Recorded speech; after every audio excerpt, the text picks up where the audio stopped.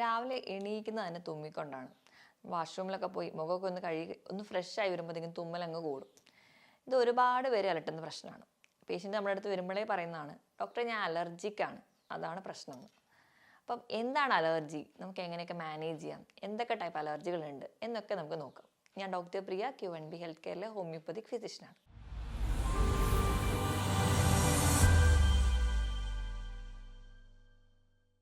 നമ്മുടെ സറൗണ്ടിങ്സിൽ നമ്മുടെ ചുറ്റുപാടുമൊക്കെ ചില വസ്തുക്കളോട് ചില ആൾക്കാർക്ക് ഒന്ന് ഓവർ ആക്റ്റീവായിട്ട് ഇരിക്കും.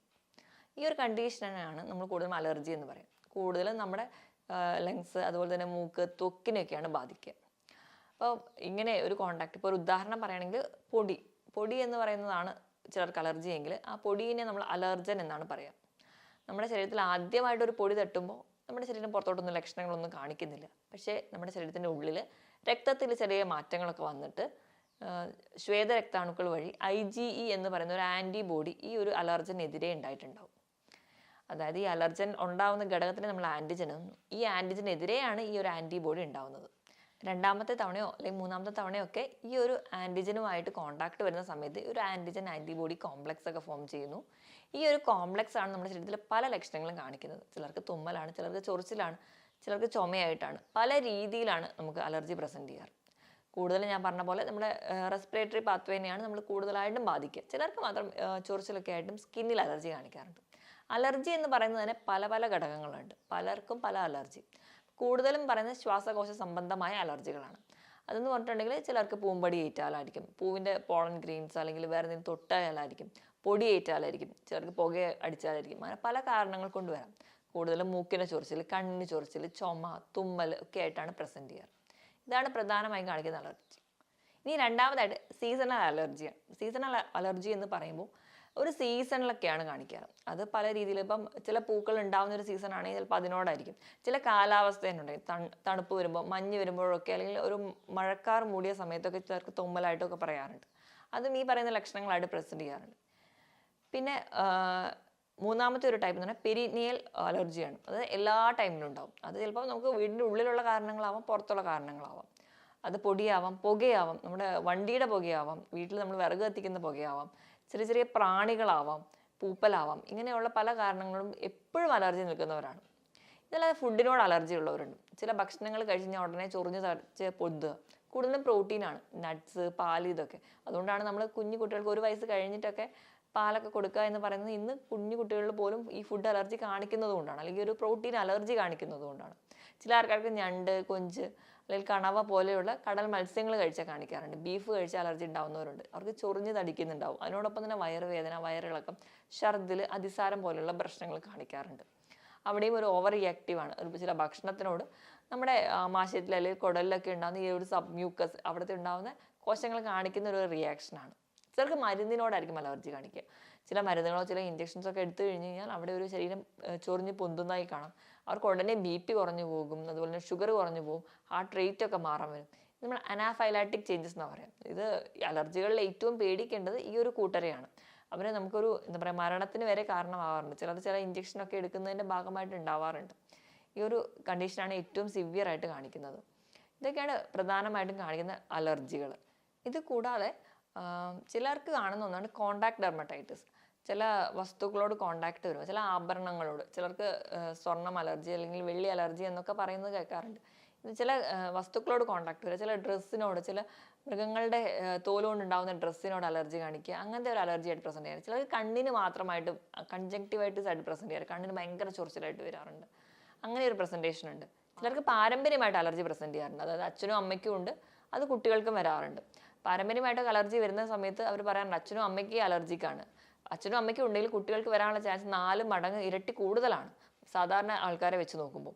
ഇത് കൂടാതെ വരുന്ന അലർജികളാണ് മെൻ്റൽ സ്ട്രെസ്സും ടെൻഷനും പോലും ചിലർക്ക് അലർജിയായിട്ട് പ്രസൻറ്റ് ചെയ്യാറുണ്ട്. ഭയങ്കര വീക്ക്നെസ് ഒക്കെ തോന്നിയിട്ട് അവർക്ക് അതൊരു അലർജിക് പ്രസൻറ്റേഷനായിട്ട് പറയാറുണ്ട്. ഇതൊക്കെയാണ് കൂടുതലും കാണിക്കാറ്. പിന്നെ ഇത് കൂടാതെ തന്നെ ചില വസ്തുക്കളോട്, ആഭരണങ്ങളോട് ഉള്ളതുപോലെ തന്നെ ചില മൃഗങ്ങളോട്, വീട്ടിൽ ചില മൃഗങ്ങളെ വളർത്തുന്നുണ്ടെങ്കിൽ അതിൻ്റെ അകത്തുണ്ടാകുന്ന രോമങ്ങളോ അല്ലെങ്കിൽ വളരുന്ന ചെറിയ പ്രാണികളോടും ഒക്കെ അലർജി കാണിക്കാറുണ്ട്. ഇങ്ങനെ പല ആൾക്കാർക്കും പല വസ്തുക്കളോടും ആയിരിക്കും അലർജി. ഒരു കൂട്ടം ആൾക്കാർക്ക് കാണിക്കുന്ന ഒരു അലർജൻ ചിലപ്പോൾ മറ്റൊരാൾക്ക് അലർജി ഉണ്ടായിക്കോണമെന്നില്ല. പല ആൾക്കാരുടെയും അലർജി ഉണ്ടാവുന്ന വസ്തുക്കൾ വ്യത്യാസമായിരിക്കും. ചില ആൾക്കാർക്ക് ആ അലർജി പുറത്തോട്ട് കാണിക്കുന്നത് തന്നെ വളരെ വ്യത്യസ്തമായ രീതിയിലായിരിക്കും. ചിലർക്ക് ഭയങ്കരമായിട്ട് ചൊറിഞ്ഞ് തടിക്കുന്നുണ്ടാവും. ഇപ്പോൾ ഒരു ഉദാഹരണം പറയുകയാണെങ്കിൽ നമുക്കറിയാം, നമ്മൾ പാറ്റയോട് അലർജി കാണിക്കുന്ന ചില കൂട്ടം ആൾക്കാരുണ്ട്. പാറ്റയോട് കാണിക്കുമ്പം അവർ യാദൃശ്ചികമായിട്ട് എവിടെയെങ്കിലും ഒരു പാറ്റ ഉണ്ടാകുന്ന ഒരു ഏരിയയിൽ പോയിട്ടായിരിക്കും ചിലപ്പോൾ അവർ തന്നെ അറിയാതെ തന്നെ അവർക്ക് ശരീരം മൊത്തം ചൊറിഞ്ഞ് കടിക്കുക, ശരീരത്തിൽ വലിയ വലിയ തിണർപ്പ് പോലെ പ്രസൻറ്റ് ചെയ്യുക, അങ്ങനെയൊക്കെ പ്രസൻറ്റ് ചെയ്യാറുണ്ട്. അപ്പം ചില ജീവികളോട് ചില പ്രാണികളോടും ഒക്കെ അലർജിക്കായിട്ട് ആൾക്കാരുണ്ട്. ഈ അലർജി കൊണ്ട് തന്നെ ഒരുപാട് പേര് ഒരുപാട് കഷ്ടപ്പെടുന്നവരുണ്ട്.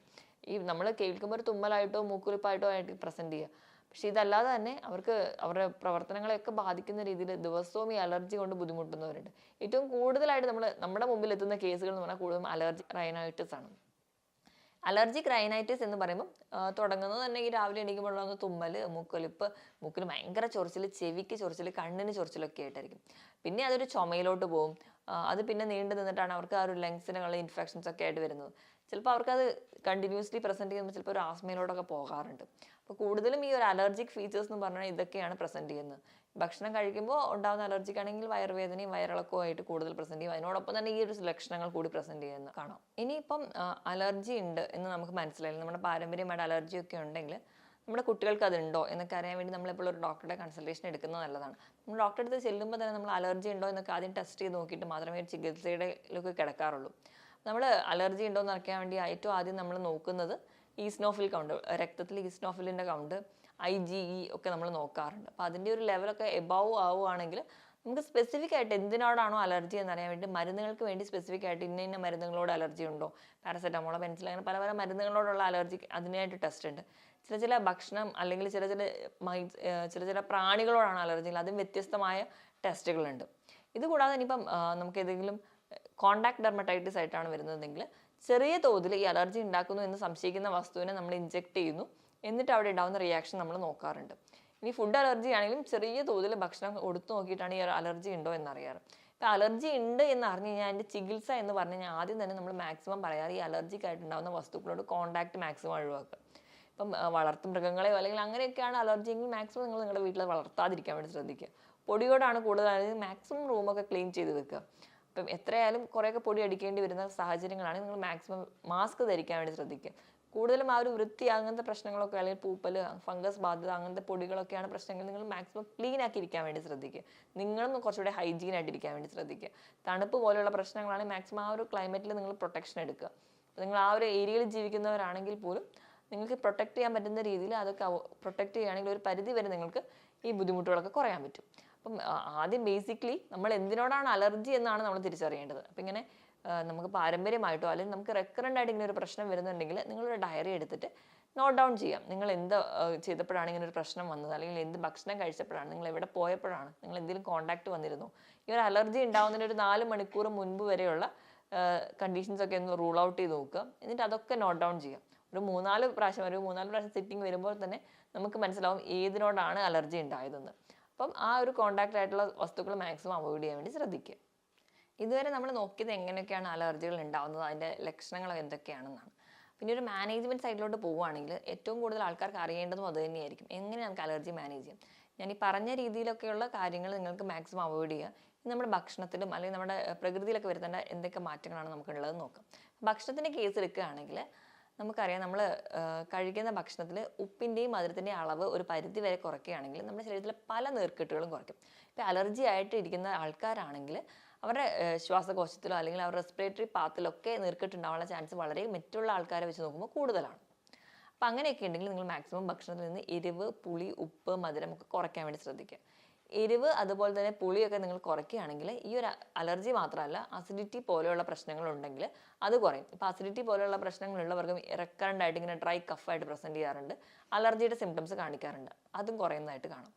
പിന്നെ ശരീരഭാരം കൂടുന്ന സമയത്ത്, ഇപ്പോൾ ശരീരഭാരം നിങ്ങൾ അമിതമായിട്ട് ഭക്ഷണം കഴിച്ച് ശരീരഭാരം കൂടുകയാണ്, പ്രത്യേകിച്ച് വ്യായാമമൊന്നും ഇല്ലെങ്കിൽ, വ്യായാമമൊന്നും ഇല്ലാത്ത ആൾക്കാർ ഈ വണ്ണം കൂടുന്നതിൻ്റെ ഭാഗമായിട്ട് നമ്മുടെ ആ ഒരു റെസ്പിറേറ്ററി പാത്വേ അല്ലെങ്കിൽ നമ്മുടെ ശ്വാസകോശത്തിനോട് ആ ഒരു ഏരിയയിലൊക്കെ വെയിറ്റ് കൂടുന്നതിൻ്റെ ഭാഗമായിട്ട് ഒരു കംപ്രഷൻ തോന്നുകയും നമുക്ക് ശ്വാസം എടുക്കാൻ കുറച്ച് ബുദ്ധിമുട്ടുണ്ടാകും, കുറച്ച് എനർജി കൂടുതൽ എടുക്കേണ്ടി വരികയും ചെയ്യും. അപ്പോൾ അങ്ങനെ വരുന്നവർക്കും ഈ പല രോഗങ്ങളിലോട്ടും അല്ലെങ്കിൽ പല ലങ് ഡിസീസിലോട്ട് പോകുന്നത് കാണാം. അപ്പോൾ നിങ്ങളുടെ ഫുഡും ഒന്ന് കൺട്രോൾ ചെയ്യാൻ വേണ്ടി ശ്രദ്ധിക്കണം.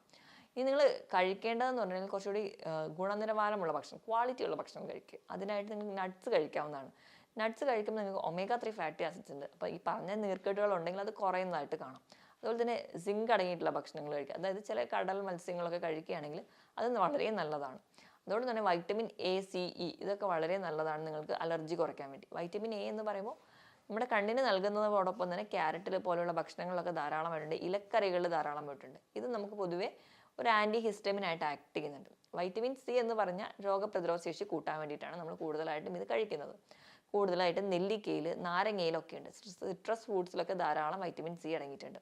അപ്പം നമ്മുടെ ഇമ്മ്യൂണിറ്റി ഒന്ന് ബൂസ്റ്റ് ചെയ്താൽ തന്നെ നമ്മൾ ചെറിയ ചെറിയ ഇൻഫെക്ഷൻസ്, അലർജി ഉള്ളവർക്ക് പെട്ടെന്ന് തുമ്മലും അലർജിയൊക്കെ പോലെയുള്ള ബുദ്ധിമുട്ടുകൾ കാണിക്കാറുണ്ടല്ലോ. അപ്പോൾ ഇതൊക്കെ ഒന്ന് കുറയുന്നതായിട്ട് കാണാം. അപ്പോൾ വൈറ്റമിൻ സി അടങ്ങിയ ഭക്ഷണങ്ങൾ കഴിക്കണം. ഇനി നമ്മൾ കഴിക്കേണ്ട ഭക്ഷണങ്ങൾ എടുക്കുകയാണെങ്കിൽ ഇതോടൊപ്പം പറഞ്ഞ നട്ട്സിനോടൊപ്പം തന്നെ നിങ്ങൾ കഴിക്കാൻ ഏറ്റവും നല്ലത് എന്ന് പറയുന്നത് ഫ്രൂട്ട്സിൻ്റെ കേസിൽ ആപ്പിൾ വളരെ നല്ലതാണ്. കുർസെറ്റിൻ എന്ന് പറയുന്ന ഒരു ആൻറ്റി ഹിസ്റ്റമിൻ അതിൽ അടങ്ങിയിട്ടുണ്ട്. അപ്പോൾ ഒരു പരിധി വരെ നിങ്ങൾക്ക് നാച്ചുറലായിട്ട് തന്നെ നിങ്ങളുടെ ഒരു അലർജിക് റിയാക്ഷൻസ് കുറയുന്നുണ്ട്. ഇത് കുർസെറ്റിൻ എന്ന് പറയുന്നത് നമ്മുടെ ചുമന്നുള്ളിയിലും ഉണ്ട്. അതുകൊണ്ട് തന്നെയാണ് നമ്മൾ പനിയൊക്കെ വരുന്ന സമയത്ത് ചുമന്നുള്ളിയൊക്കെ കഴിക്കാൻ നമ്മൾ പറയുന്നത്. അത് അവിടെ ഉണ്ടാകുന്ന ആ തുമ്മൽ പോലെയുള്ള ഹിസ്റ്റമിക് ആയിട്ടുള്ള ആക്ടിവിറ്റി ഒക്കെ കുറയുന്നതായിട്ട് കാണാം. ബ്രക്കോളി, ഇതിലും ഒരു ആൻറ്റി ഹിസ്റ്റമിൻ ഉണ്ട്. ഇപ്പം കൂടുതൽ പച്ചക്കറികളും ഈ വെയിലത്ത് നിന്ന് ഉണ്ടാകുന്ന ഇലകളിലും അല്ലെങ്കിൽ പഴവർഗ്ഗങ്ങളിലുമാണ് കൂടുതലും ഈ ഒരു ആൻറ്റി ഹിസ്റ്റമിൻ ഫങ്ഷൻസ് കാണുന്നത്. അപ്പോൾ ഇതൊക്കെ ധാരാളം കഴിക്കാൻ വേണ്ടി ശ്രദ്ധിക്കണം. ഫ്രൂട്ട്സിൻ്റെ കേസിലാണെങ്കിൽ എല്ലാ തരം ഫ്രൂട്ട്സുകളും നിങ്ങൾക്ക് കഴിക്കാവുന്നതാണ്. നമുക്ക് പൊടിക്കൈകളൊക്കെ ആയിട്ട് നമുക്ക് ചെയ്യാവുന്നതെന്ന് വെച്ചിട്ടുണ്ടെങ്കിൽ വൈറ്റമിൻ സി ഏറ്റവും കൂടുതലുള്ള ഫ്രൂട്ട് എന്ന് പറഞ്ഞാൽ നെല്ലിക്കയാണ്. അപ്പോൾ നെല്ലിക്ക 2 3 എടുത്തിട്ട് ഇടയിൽ ആഴ്ചയിൽ ഒരിക്കലെങ്കിലും ജ്യൂസ് ആക്കിയിട്ട് അല്ലെങ്കിൽ ഒരു നുള്ളു മഞ്ഞപ്പൊടി ഇട്ട് നിങ്ങൾക്ക് കുടിക്കാവുന്നതാണ്. അതുപോലെ തന്നെ ഒരു ചെറിയ ടീസ്പൂൺ തേനെടുക്കുക, അതിലും ഒരു നുള്ളു മഞ്ഞപ്പൊടി ഇട്ട് നിങ്ങൾക്ക് കുടിക്കാം. ഒരു ചെറുനാരങ്ങ നീരിലോട്ട് ഒരു ഇത്തിരി തേനും ഒരു ഇത്തിരി മഞ്ഞപ്പൊടിയും കൂടി ആഡ് ചെയ്തിട്ട് നിങ്ങൾക്ക് കുടിക്കാം. ഇതൊക്കെ നിങ്ങളുടെ ഒരു ഇമ്മ്യൂണിറ്റിനെ ബൂസ്റ്റ് ചെയ്യും. ഇമ്മ്യൂണിറ്റിനെ ബൂസ്റ്റ് ചെയ്യുന്നതിൻ്റെ ഭാഗമായിട്ട് നമുക്ക് കുറച്ചുകൂടെ ഹെൽത്തി ആയിട്ട് ഇരിക്കാനും പറ്റും. ഇങ്ങനെ റെക്കറൻറ്റ് ഇൻഫെക്ഷൻസോ അല്ലെങ്കിൽ അലർജിയൊക്കെ കുറയുന്നതായിട്ട് കാണാം. ഇപ്പം റബ്ബറിൻ്റെ ഒക്കെ തോട്ടത്തിൽ അപ്പോൾ റബ്ബർ പൂ ഉണ്ടാകുന്നതിൻ്റെ സമയത്തൊക്കെ ഒരുപാട് പേര് അലർജി, ഒരു പോളൻ അലർജി പറയുന്നുണ്ടെങ്കിൽ അവർക്ക് ഏറ്റവും ബെസ്റ്റ് എന്ന് പറയുന്നത് ചെറുതേനാണ്. തേന് കഴിക്കുന്നത്, തേനിൽ ഒരു നുള്ളു മഞ്ഞപ്പൊടി ഇട്ട് കഴിഞ്ഞാൽ മഞ്ഞളിലുണ്ടാകുന്ന ആ ഒരു ആക്ടിവിറ്റി കൂടി നമുക്ക് കിട്ടുന്നുണ്ട്. ഒരു ആൻറ്റി മൈക്രോബിയൽ ആക്ടിവിറ്റി ഉണ്ടല്ലോ, അതുകൂടി നമുക്ക് കിട്ടും. അപ്പോൾ ഇതൊക്കെ നിങ്ങൾക്ക് ചെറിയ പൊടിക്കൈകളായിട്ട് ചെയ്യാവുന്നതാണ്. അപ്പോൾ ഈ ഒരു പറഞ്ഞ രീതിയിലൊക്കെയുള്ള ഈ ഒരു ഭക്ഷണം നിയന്ത്രിക്കുക. നിങ്ങൾ ഒരുപാട് നോൺ വെജ് ഒക്കെ കഴിക്കുന്നത് ഒഴിവാക്കിയിട്ട് മാക്സിമം കുറച്ചുകൂടെ ഹെൽത്തി ആയിട്ടുള്ള ഒരു ഭക്ഷണം കഴിക്കുക, നല്ലപോലെ വെള്ളം കുടിക്കുക. അപ്പോൾ നമുക്ക് എന്തെങ്കിലും വേസ്റ്റ് പ്രോഡക്റ്റ്സ് ഒക്കെ ഉള്ള പുറന്തള്ളാനും നമുക്ക് സഹായിക്കുന്നുണ്ട്. അപ്പോൾ ഇങ്ങനെ കുറച്ചുകൂടെ ഹെൽത്തി ആയിട്ട് ഭക്ഷണം കഴിക്കുക, ഒരുപാട് പ്രോസസ്ഡ് ഫുഡോ അല്ലെങ്കിൽ അധികം മധുരം ഒക്കെ ഒഴിവാക്കുക. ഇപ്പോൾ കുട്ടികളിലൊക്കെ കാണുന്ന അലർജി ആണെങ്കിൽ നിങ്ങൾ ബേസിക് ആയിട്ട് തന്നെ ചെയ്യേണ്ടത് തന്നെ ബിസ്ക്കറ്റും ചോക്ലേറ്റ്സും ഒക്കെ കുറച്ച് നോക്കുക. അപ്പോൾ കുട്ടികളുടെ കേസിലൊക്കെ എടുക്കുകയാണെങ്കിൽ ഒരുപാട് പേർക്ക് ഈ അലർജിയുടെ കാരണം പറയുമ്പോൾ അവർ പറയുന്ന മിക്ക ആൾക്കാർ നോക്കുകയാണെങ്കിൽ മൂക്കിൽ ദശ വളർച്ച, അഡിനോയിഡിൻ്റെ പ്രശ്നമൊക്കെ ഉണ്ട്. അപ്പോൾ അവരുടെ ഒരു ഫുഡ് റെഗുലേറ്റ് ചെയ്യുന്ന ബിസ്ക്കറ്റ്, ചോക്ലേറ്റ്സ്, ഐസ്ക്രീംസ് ഒക്കെ നിങ്ങൾ കട്ട് ഔട്ട് ചെയ്യുക. അതൊക്കെ ഒന്ന് കുറയ്ക്കുക. നമുക്ക് ഈ ഒരു പ്രായത്തിൽ ഉണ്ടാവുന്നതായത് ഇതൊന്ന് കൺട്രോൾ ചെയ്ത് കഴിഞ്ഞാൽ ഒരു പരിധി വരെ കഴിഞ്ഞ് കഴിഞ്ഞാൽ നമുക്ക് അലർജിയുടെ പ്രശ്നങ്ങളൊന്നും ഉണ്ടാവില്ല. അപ്പം മാക്സിമം നല്ല നമ്മുടെ വീട്ടിലേക്കുള്ള ഫ്രൂട്ട്സ്, പേരയ്ക്ക, സ്ട്രോബെറി ഒക്കെ നല്ല നല്ല ഫ്രൂട്ട്സുകൾ നിങ്ങൾ മേടിച്ച് കൊടുക്കുക ഇതിനൊക്കെ പകരം. അപ്പോൾ അതൊക്കെ ചെയ്ത് കഴിഞ്ഞാൽ ഒരു പരിധി വരെ നിങ്ങൾക്ക് കുറയ്ക്കാം. പിന്നെ നമ്മൾ കഴിക്കേണ്ടത് നമ്മുടെ പ്രോബയോട്ടിക്സ് ആണ്. പ്രോബയോട്ടിക്സ് എന്ന് പറയുമ്പോൾ നമ്മുടെ ആമാശയത്തിനുമായിട്ട് ബന്ധപ്പെട്ടതാണെങ്കിലും നമ്മുടെ ആമാശയം ഓക്കെ ആണെങ്കിൽ ഒരു പരിധി വരെ അലർജി കുറയുന്നതായിട്ട് കാണും. അത് എല്ലാ തരത്തിലുള്ള അലർജി, ഇപ്പം സ്കിൻ അലർജി ആയിക്കോട്ടെ, അല്ലെങ്കിൽ നമ്മുടെ റൈനൈറ്റിസ് പോലെയുള്ള കണ്ടീഷൻ ആയിക്കോട്ടെ, ഫംഗൽ അലർജി ആയിക്കോട്ടെ, എന്ത് അലർജിക്കും ഒരു പരിധി വരെ ഗട്ടിൻ്റെ ആരോഗ്യം വളരെ ഇമ്പോർട്ടൻ്റ് ആണ്. അപ്പോൾ പ്രോബയോട്ടിക്സ് ആയിട്ട് പുളിയില്ലാത്ത തൈര് സ്ഥിരമായി തന്നെ കഴിക്കുക. നമ്മുടെ വീട്ടിലൊക്കെ ഉണ്ടാക്കുന്ന നല്ലെണ്ണയൊക്കെ ഒഴിച്ച് കടുകൊക്കെ ചതച്ചിട്ടുള്ള നല്ല അച്ചാറുകളൊക്കെ കഴിക്കുന്നത് നല്ലൊരു പ്രോബയോട്ടിക്കാണ്. പഴങ്കഞ്ഞി നല്ലൊരു പ്രോബയോട്ടിക്കാണ്. ഇതൊക്കെ നിങ്ങൾ കുടിച്ച് ശീലിപ്പിക്കുകയാണെങ്കിൽ ഒരു പരിധി വരെ നമുക്ക് മരുന്നുകളില്ലാതെ തന്നെ നമുക്ക് അലർജി കൺട്രോൾ ചെയ്യാൻ പറ്റും. പിന്നെ ഏറ്റവും പ്രധാനം എന്ന് പറഞ്ഞാൽ നമ്മുടെ വൈറ്റമിൻസ് ആണ്. വൈറ്റമിൻസിൽ vitamin A, C, D, E ഇതൊക്കെ ഒരു അലർജിക്കെതിരെ പോരാടുന്ന വൈറ്റമിൻസ് ആണ്. വൈറ്റമിൻ എ ഞാൻ തുടക്കത്തിൽ പറഞ്ഞതുപോലെ ക്യാരറ്റിലൊക്കെ ഉണ്ട്, ഇലക്കറികളിലുണ്ട്. ഇതൊക്കെ ധാരാളമായിട്ട് കഴിക്കാൻ വേണ്ടി ശ്രദ്ധിക്കുക. മുത്താറിയൊക്കെ കൊടുക്കാൻ വേണ്ടി ശ്രദ്ധിക്കുക. മുത്താറിയൊക്കെ കഴിക്കുമ്പോൾ ഒരു പരിധി വരെ നമുക്ക് വൈറ്റമിൻ എ ധാന്യങ്ങളിൽ നിന്നൊക്കെ നമുക്ക് കിട്ടുന്നുണ്ട്. അതുപോലെ തന്നെ ചെറിയ മാംസങ്ങളിലൊക്കെ ലിവറുകളിലൊക്കെ നിങ്ങൾക്ക് അടങ്ങിയിട്ടുണ്ട്. അപ്പോൾ ഇതൊക്കെ നിങ്ങൾ കൊടുക്കാൻ വേണ്ടി ശ്രദ്ധിക്കുക.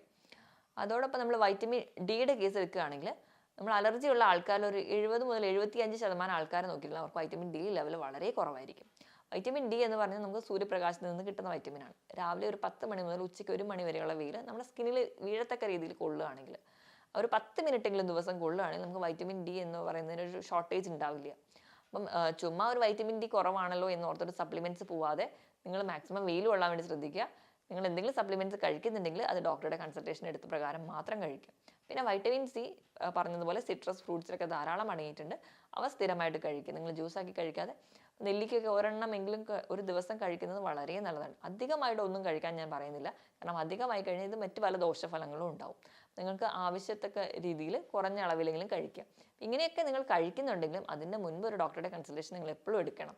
കാരണം നിങ്ങൾക്ക് അലർജി കാണോ അല്ലെങ്കിൽ നിങ്ങൾ മറ്റ് ടെസ്റ്റുകളൊക്കെ ചെയ്ത് അലർജി കാണുന്ന ഉറപ്പ് വരുത്തിയതിന് ശേഷം മാത്രം നിങ്ങളുടെ മെഡിസിൻസ് ആവശ്യമുണ്ടെങ്കിൽ അതിനോടൊപ്പം ചെറിയ പൊടിക്കൈകൾ മാത്രം ചെയ്താൽ മതി. അല്ലാതെ പൊടിക്കൈകളിലൂടെ മാത്രം നമുക്ക് ഒരു രോഗത്തെയും കൺട്രോൾ ചെയ്യാൻ പറ്റില്ല. ഞാൻ ഈ പറഞ്ഞ കാര്യത്തിൽ എന്തെങ്കിലും ഡൗട്ട് ഉണ്ടെങ്കിൽ നിങ്ങൾ താഴെ കാണുന്ന നമ്പറിൽ കോൺടാക്ട് ചെയ്യുക. മറ്റൊരു ഹെൽത്ത് ടോപ്പിക്കുമായിട്ട് ഞാൻ വീണ്ടും വരുന്നവരെ നന്ദി.